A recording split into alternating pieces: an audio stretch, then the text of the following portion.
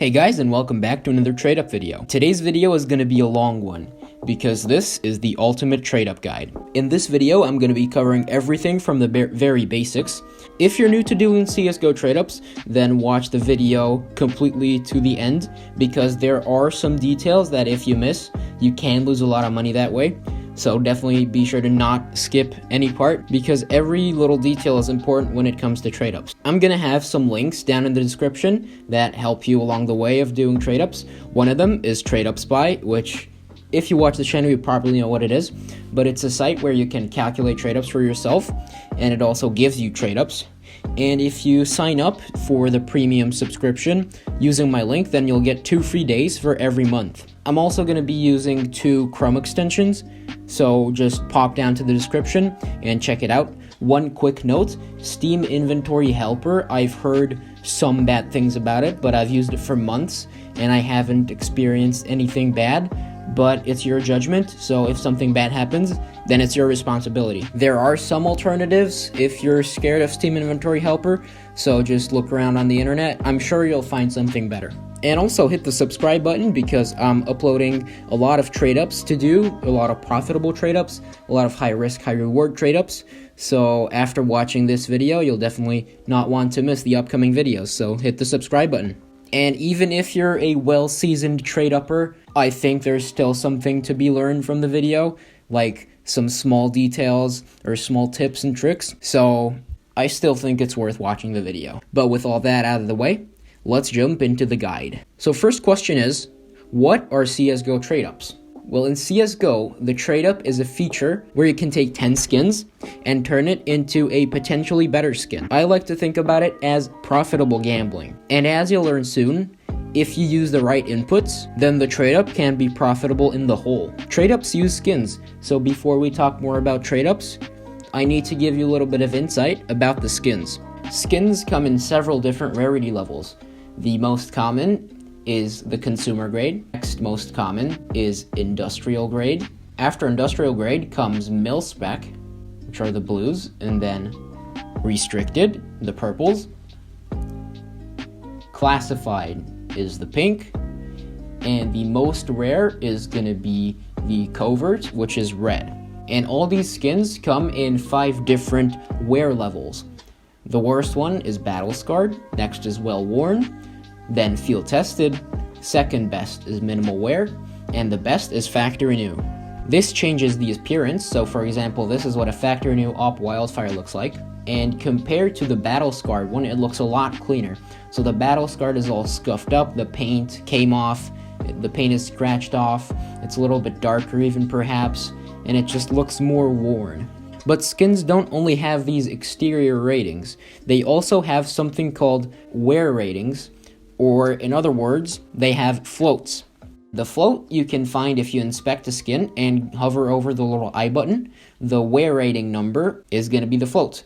You just left click on a skin, inspect, and hover over the I button to get the float. So that's cool and all, but what is the float and why does it matter? Well, the float is the fundamental rating of the wear rating. So battle scarred and factory new and all the others just come off from the float. So they are a consequence of the float.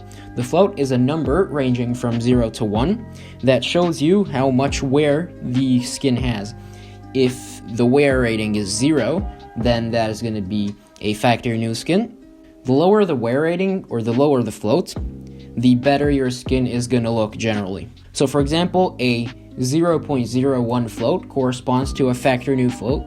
However, a 0.5 corresponds to a battle scarred one. And if I take a look at the Op Wildfire again, you can see that this 0.01 looks really clean and all new. But this field tested one, which is 0.3, looks a lot more worn. And then the most worn, the battle scarred one, has a 0.53 float, which is, it's kind of on the verge of being ugly. So you can see that in terms of looks, floats are very important. And also they are important because they affect the price, and they affect the price a lot. So of course, because the battle scarred version looks a lot worse in most people's opinions, the battle scarred version is usually going to be the cheapest. Now this is not always the case, but in the case of the Op Wildfire, it is, and the Battle Scarred is just over a fourth of the price of the factory new. So it's the same skin, but the number is slightly different, and it costs a fourth of the price. So floats are incredibly important, not just when it comes to trade-ups, but in general when it comes to CSGO skins. And as you might be able to guess, the exterior rating is related to the float, where there are set up sections of the 0 to 1 float spectrum, and there are 5 sections, and each section corresponds to one of the exterior ratings. So to give you concrete numbers, here are the numbers. Factory new goes from 0 to 0.07, minimum wear from 0.07 to 0.15, field tested from 0.15 to 0.38, well worn from 0.38 to 0.45, and battle scarred from 0.45 to 1. So one last little interesting detail about floats is that even though the minimum value is 0 and the maximum value is 1, not all skins span the full range. So for example, the P250 Bengal Tiger only goes from 0.06 to 0.8.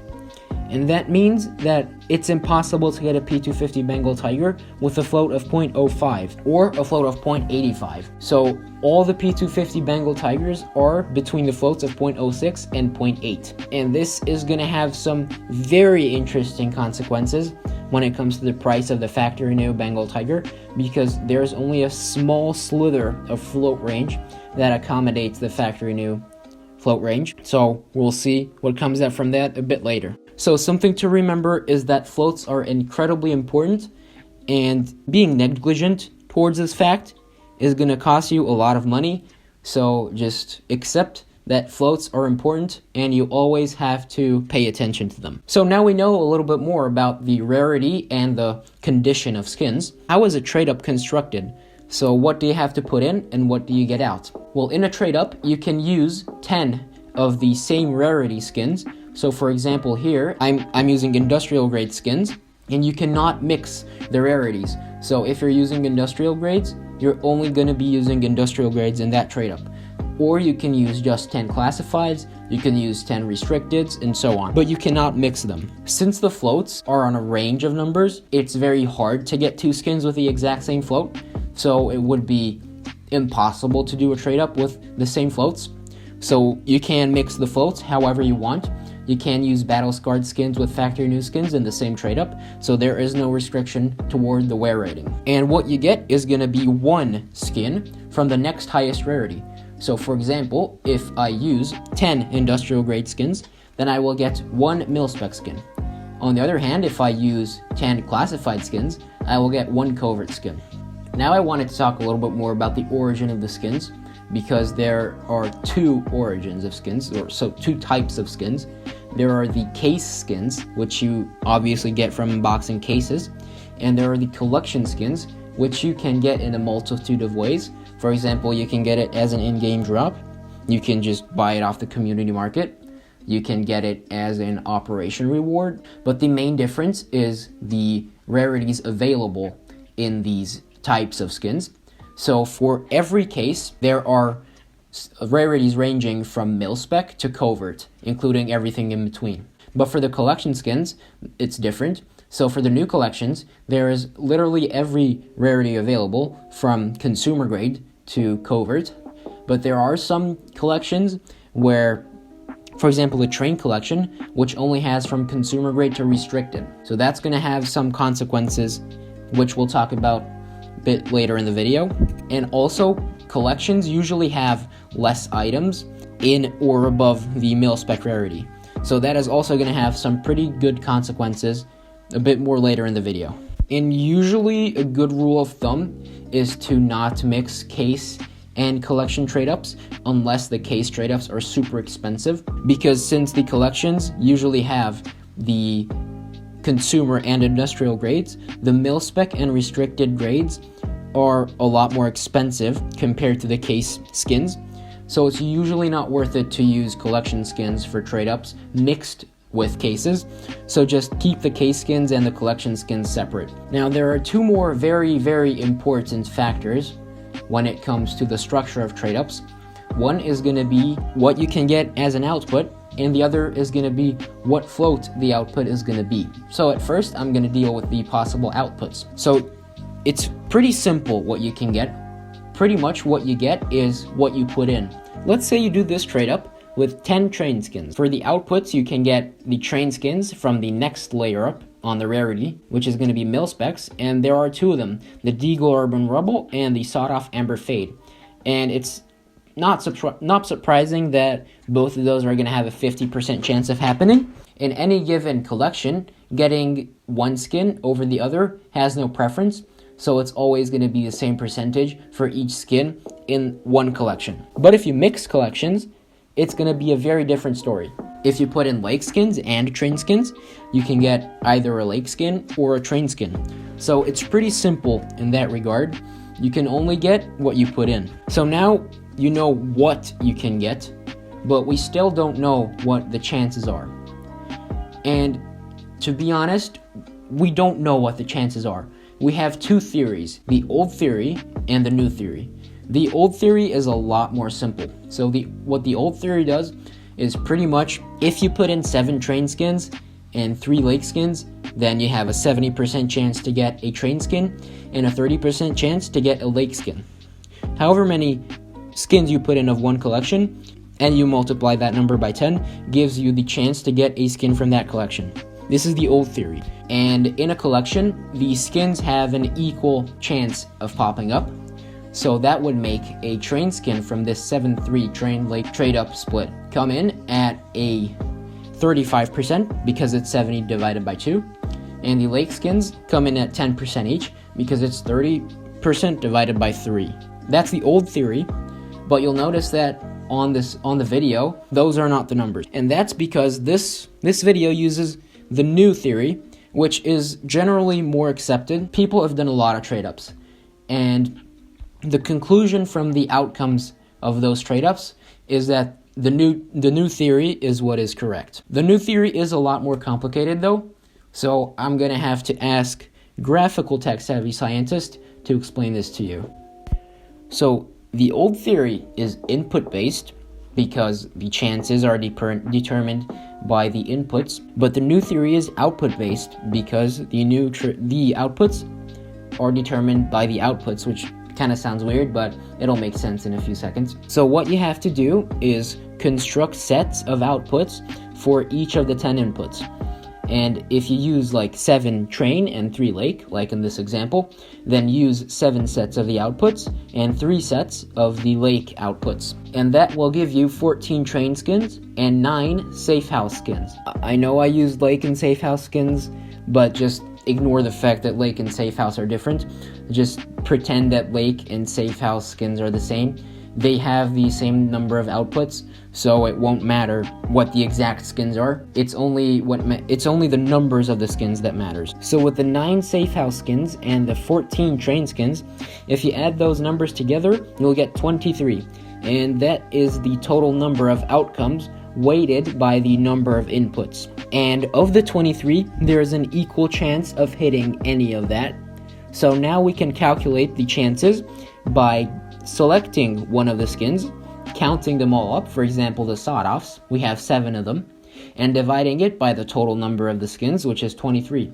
7 divided by 23 is 30.43%. And for the safe house skins, that will be 3 divided by 23, which is 13.04%. So for 3 of the safe house skins, each of them is going to have a 13.04% chance.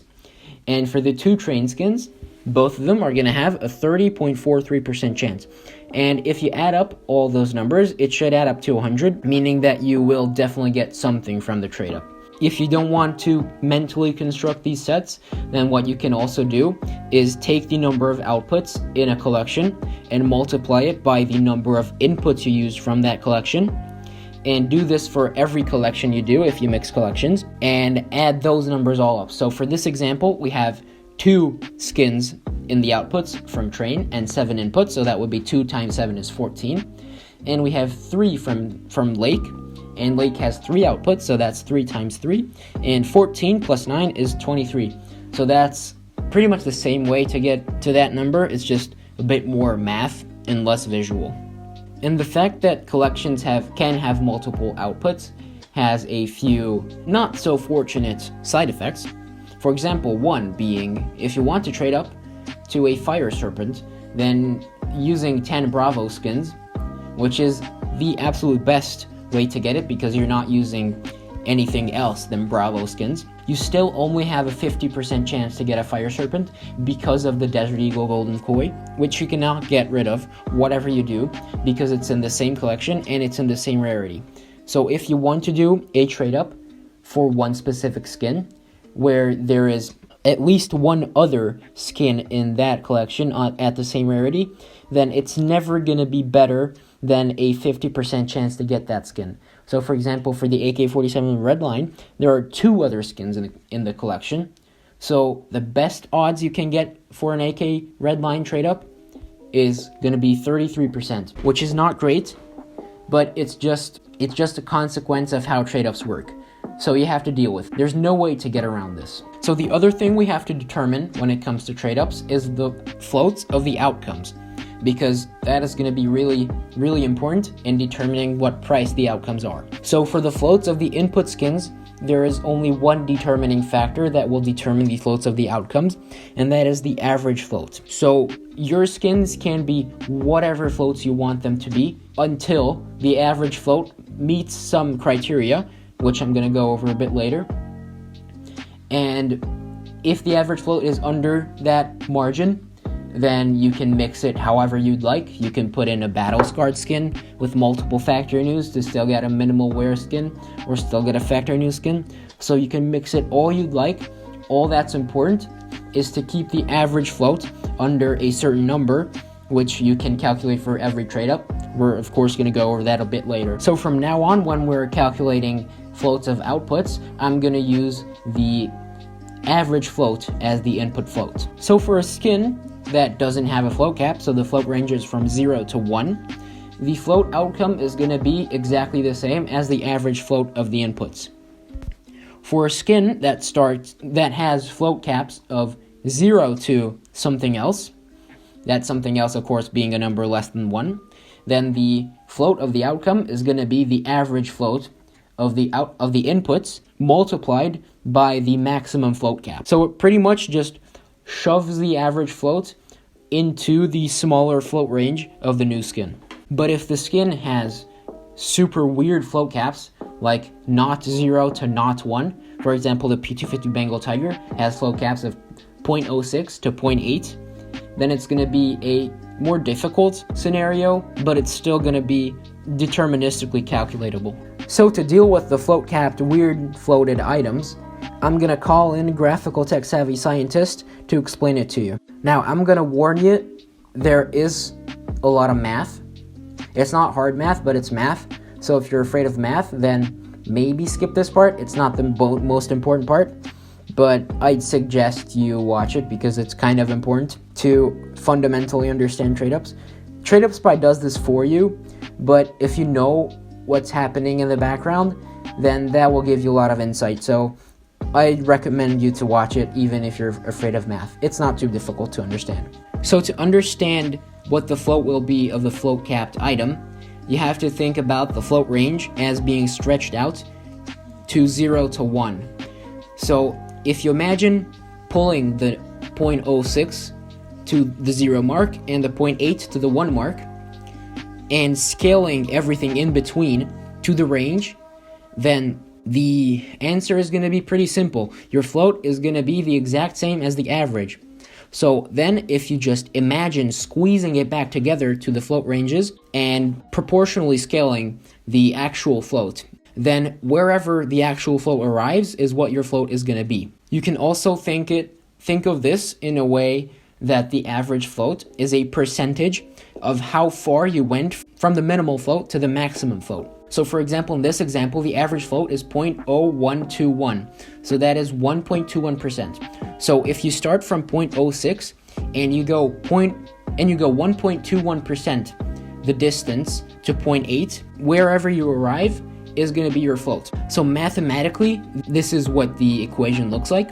So the float is equal to the maximum float minus the minimal float times the average float of the inputs plus the minimal float. And in this case, that's going to be 0.8 minus 0.06 times 0.012100913 plus 0.06. And that's going to give you just about a factory new P250 Bengal Tiger with a 0.0689 float. So let's try to understand this formula a bit better.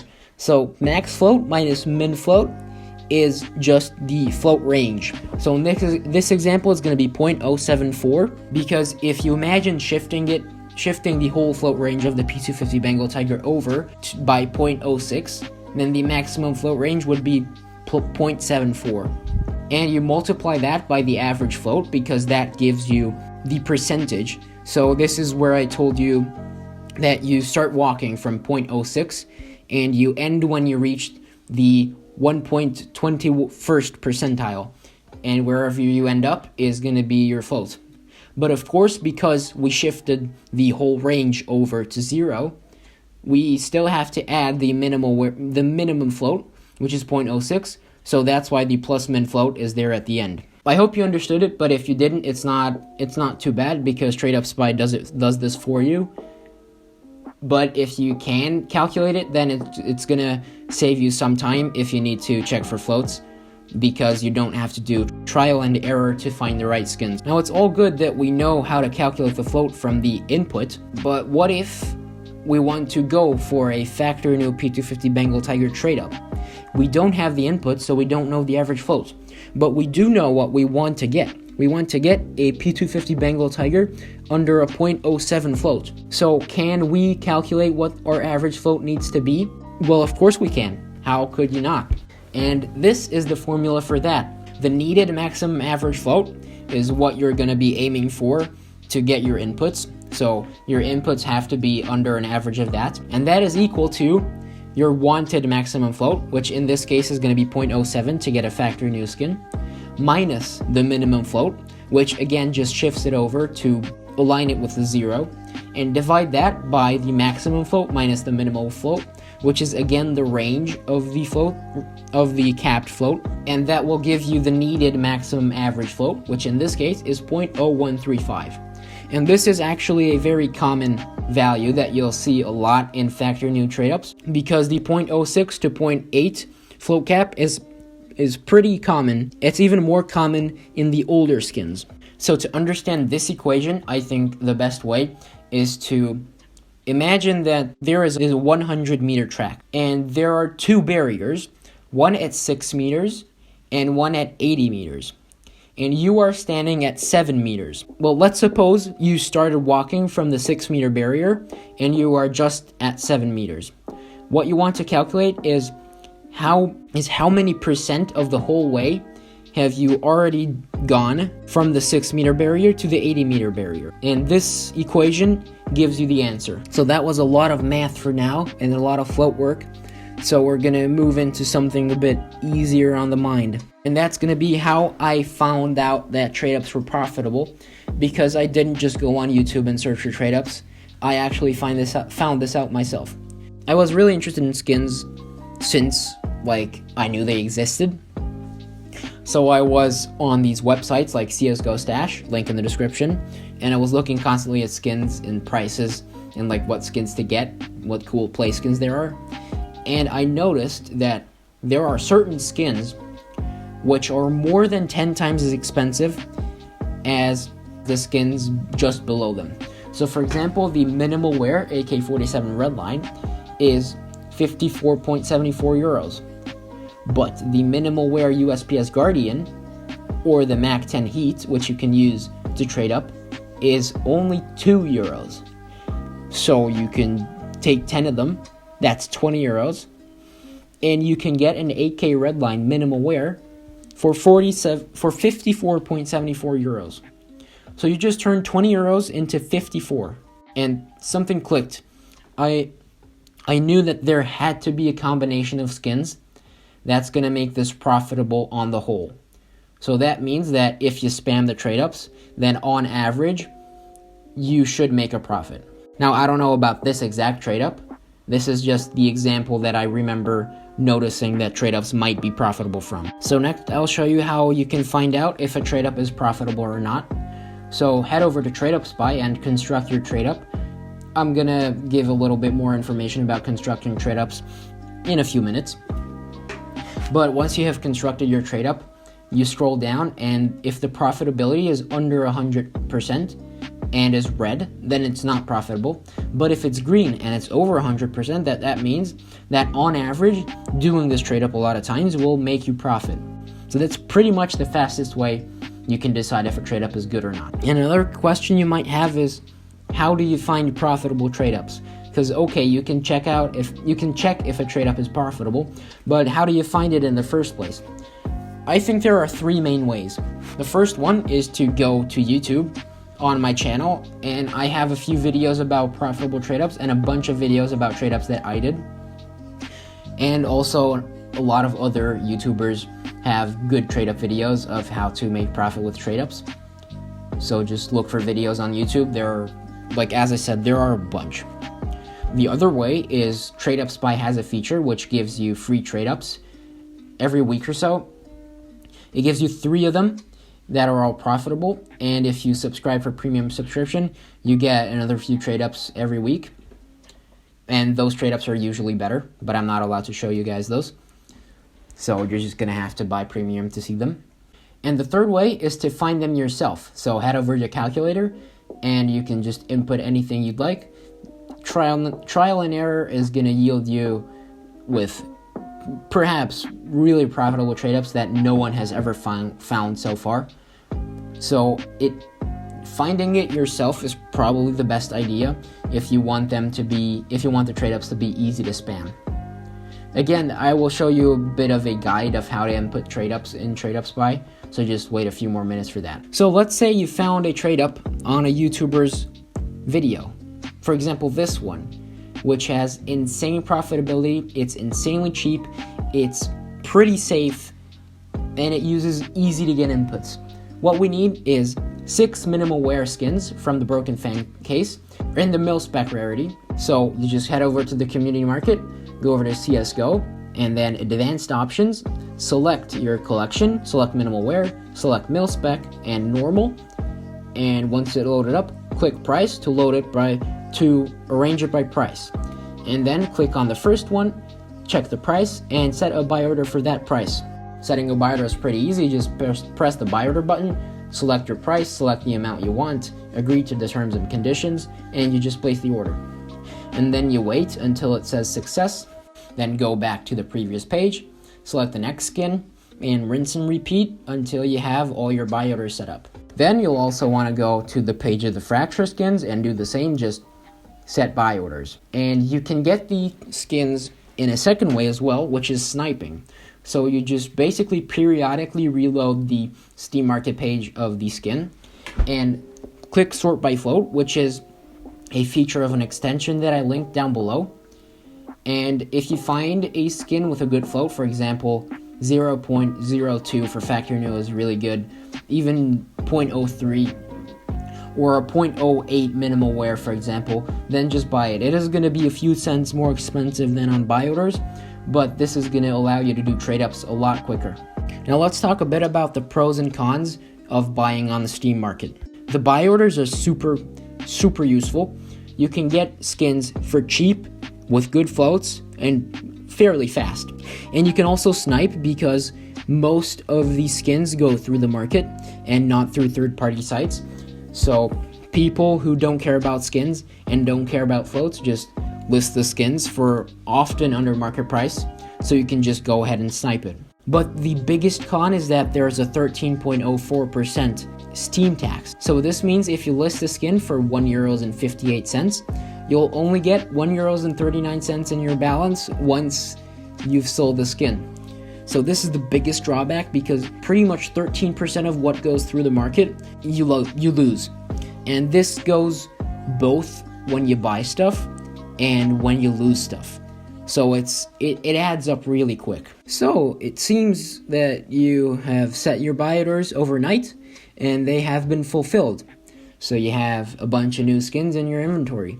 So pretty good. What's next? Well, the next thing is to check the floats. You can do this in-game, you can do this in Steam, you can do this on TradeUpSpy, but you'll notice that you have a bunch of bad floated items like this M249, and you have a few good floated items such as the other one. Now head over to TradeUpSpy and click calculator. Just take out whatever is in and make sure you're logged in. Click Steam inventory, scroll down and refresh inventory. And once it loaded in, hopefully it loads in first time, sometimes it doesn't, but click the refresh button until it does. And then load all floats. And now go up to the top right and select order by lowest float and start selecting your desired input skins. So that's going to be the 4 Negev ultralights from the Fracture collection and the 6 minimal wares from the Broken Fang collection. They're going to be this M249, this G3SG, the MP5, the CZ, the other MP5, and even the Galil. So you'll notice that it's not profitable. So what this means is that our float is too high. So just grab your highest float item and start lowering the float until the float is under the desired amount of, in this case, 0.07. And once you do that, you'll arrive at a number. In this case, it's 0.084. So this means that you have to get one more skin with a float of 0.084 and replace the Galil with that skin. So in my case, I have another Fracture skin in minimal wear with just the perfect float of 0.084. So I'm just going to replace it with that. But if you want to get the same odds as in the trade up, then just get a Broken Fang skin with such a float. It shouldn't take too long. And after you've found your trade up, it's time to head over to CSGO and actually do it. So let's just alt tab over to CSGO, hit trade up, scroll down to the mil spec level, put in our 4 low float Negev factory news and the 1 minimal wear, which is just in my case to get the skins faster, but don't do this, just wait for the buy orders to complete, and then alt tab back and check the floats and add in each skin one by one. So I think the Galil shouldn't be in. So yeah, the Galil shouldn't be in, and instead I should put in the G3SG1. So let's take the Galil out and replace it with the G3SG1. Alright, here goes our first trade up in 3, 2, 1.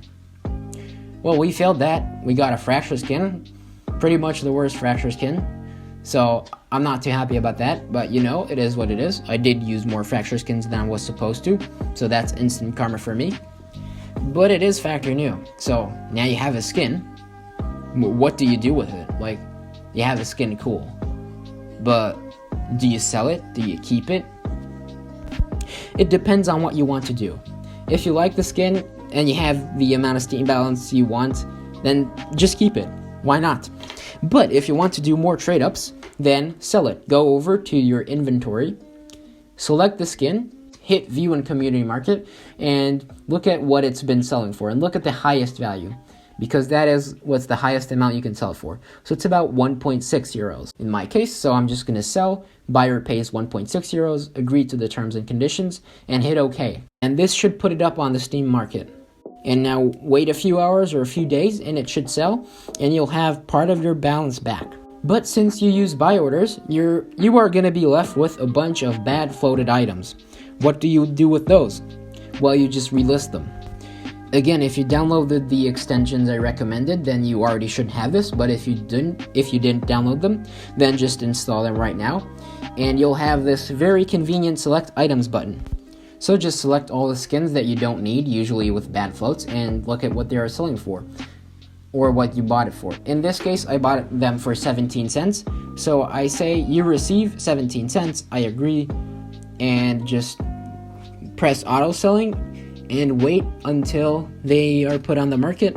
And that's pretty much it. You already put your bad floated items on the market, so just wait until they sell. And that's pretty much all you have to do trade ups. Just repeat these steps and you'll be at your desired inventory in no time. Now, another few things I would like to mention about trade ups. The first one is that you should always optimize the floats. So if you have a bunch of inputs, so not just 10 for one trade up, then start by putting in the lowest inputs you have. That's what I did here with this Factory New Bengal Tiger trade up. For the average float needs to be 0.0135. So we still have some leeway.